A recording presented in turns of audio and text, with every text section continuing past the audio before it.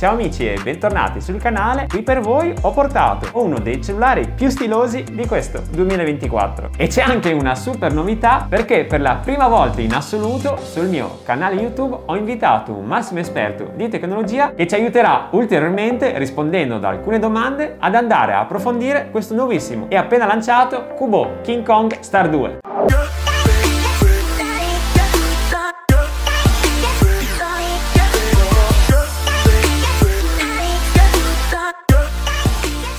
Guardate che spettacolo il display posteriore, lo adoro veramente tanto, anche perché non è il classico display circolare, ma come vedete ha una forma un po' più squadrata, che ricorda un po' le linee di questo smartphone, per cui direi che è un layout molto equilibrato. 1,85 pollici di dimensioni ed è anche touchscreen, ha veramente tante funzioni, a partire dalla bussola. Se per caso fate escursioni potete attivare la fotocamera cliccandoci sopra. Guardate, questa è la mia Sony con cui sto registrando ed è una funzione utilissima perché vi permette di utilizzare le telecamere posteriori per fare foto e selfie, che ovviamente, come in tutti i cellulari, è molto più performante rispetto alla selfie camera, e potete scattare direttamente da questo schermo. Sentite?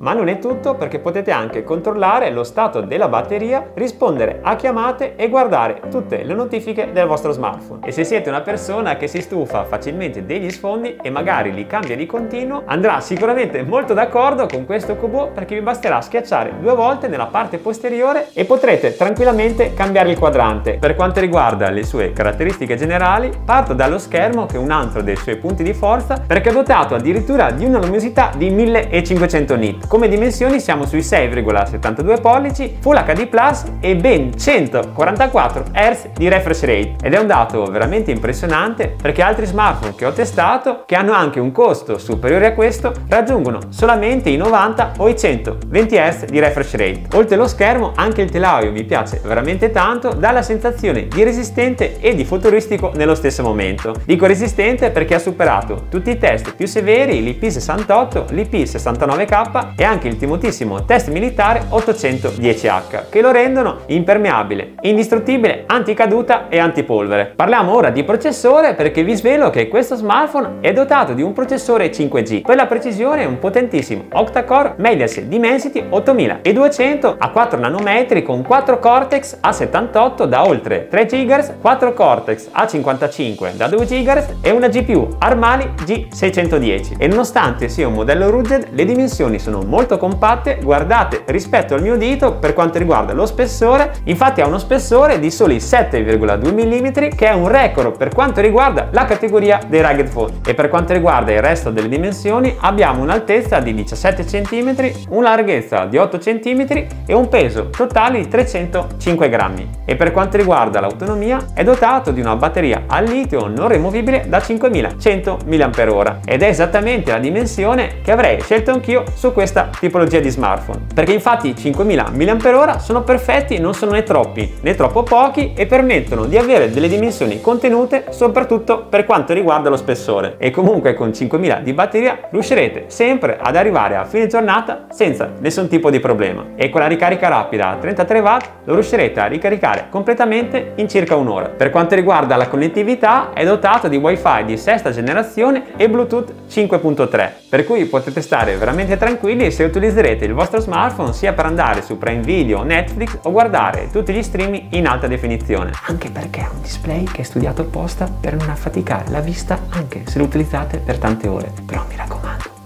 non ditelo a nessuno. Per quanto riguarda le memorie, questo device ha 12 GB di RAM di base, ma potete espanderli di ulteriori 12 con la memoria virtuale, per un totale di 24 GB di RAM, per cui potrete scaricare interamente il Play Store di Google. E per quanto riguarda il comparto fotografico, abbiamo una telecamera principale da 100 megapixel, una macrocamera da 5 megapixel, il flash, il sensore di luce da 0,3 megapixel e la telecamera frontale da 32 megapixel. E dopo questa rapida introduzione delle sue caratteristiche, caratteristiche andiamo a analizzare la dotazione base, così scopriamo cosa c'è all'interno della confezione, andremo a vedere il risultato del test sul comparto fotografico e vi svelerò anche il prezzo a cui viene lanciato, perché questo modello sarà disponibile sul mercato a partire dal 21 ottobre. Partiamo dalla dotazione base. Oltre il nostro bellissimo smartphone, all'interno della confezione troveremo il cavo di ricarica doppio tipo C, la mini chiavetta per le nano SIM, perché vi informo che questo Star 2 è anche doppia SIM, il caricatore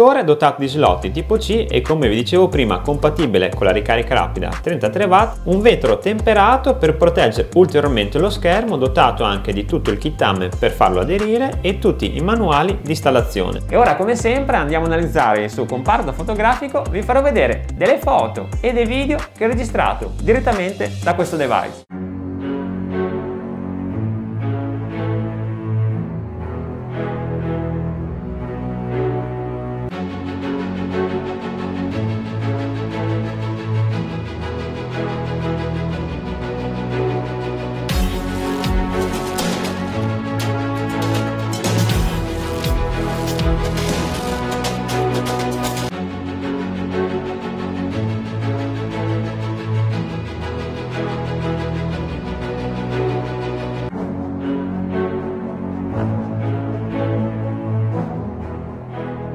Direi che il comparto fotografico ha superato pienamente la sufficienza, le foto sono veramente di ottima qualità, la 100 megapixel che avevamo già testato nella precedente recensione del Kubo King Kong Power 3 si è dimostrata anche in questo caso affidabile anche in condizioni di luce non ottimali. Ovviamente non dico che sia la fotocamera migliore al mondo, però chi mi conosce e chi mi segue da tantissimo tempo sa che io tendo a giudicare le fotocamere paragonandole sempre agli altri smartphone della sua stessa fascia di prezzo. Non ha senso paragonare la fotocamera di un cellulare di 200-300 euro rispetto a un cellulare di 1000, per cui i miei voti sono sempre relativi alla fascia di prezzo dello smartphone e questo so che viene sempre apprezzato da voi che mi seguite. Ma tornando al comparto fotografico, la messa a fuoco è sempre stata rapida e la qualità è veramente superiore alla media. Concludo con la selfie camera da 32 megapixel che anche in questo caso è pienamente in linea con gli altri cellulari della sua stessa fascia di prezzo. E per approfondire ulteriormente questo Kubo King Kong Star 2 ho qui l'onore di presentarvi Luca Take. Allora, grazie intanto per essere venuto. Grazie a te per l'invito. Parto subito con la prima domanda. Ti volevo chiedere cosa ti ha colpito di questo smartphone. Ti rispondo subito a questa domanda. La cosa che mi ha colpito di più di questo cellulare è il layout posteriore e la scelta rettangolare, che ricorda un po' le linee dello smartphone, fa sì che si incastri perfettamente e non dia quella sensazione di avere un orologio incollato nella parte posteriore. E la seconda cosa che mi ha stupito è la resistenza, perché in questa settimana che l'ho utilizzato l'ho fatto cadere dalla mia scrivania almeno una decina di volte e grazie al contorno in TPU non ha avuto nessun tipo di graffio e anche lo schermo Gorilla Glass non ha dato nessun segno di cedimento. Un'altra domanda che mi viene scontata, viste le sue caratteristiche, vorrei sapere a che pubblico lo consiglieresti? È una bella domanda. A chi consigliarlo? Allora, direi che questo, essendo un rugged phone con queste dimensioni molto ridotte, aumenta notevolmente la gamma di mercato a cui può essere destinato. Possono essere utilizzati e scelti anche da ragazzi e da persone che non svolgono necessariamente attività estreme.